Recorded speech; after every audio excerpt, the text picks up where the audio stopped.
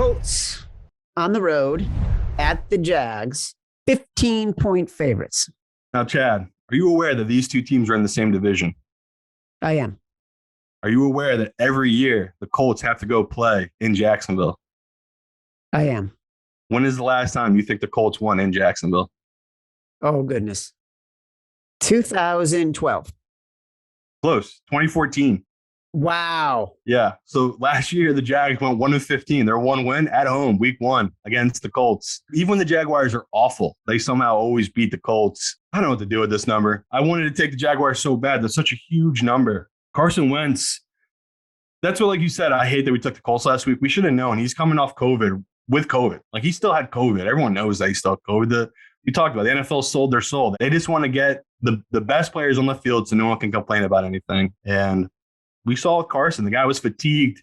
He was, one of 8, 1 of 9 of his first 9 passes. He was just bad. So I don't know what to do with this. I just want to take the Jaguars. I get it. Like, they're one of the worst football teams, bar none, this season. They've been awful from start to finish. Who would have thought they'd be worse since Urban's left? Since Urban's left, they've honestly been worse. Trevor Lawrence has been worse.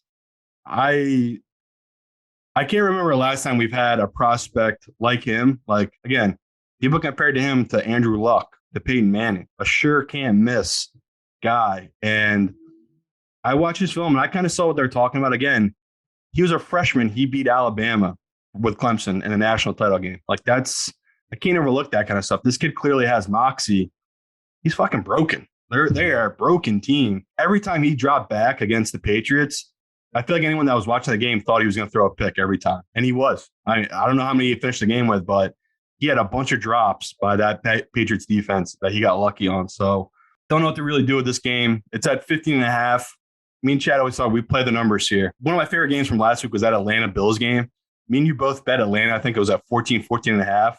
It landed right on 14. None of this shit makes sense. The final score is 29-15. None of it makes sense. Okay.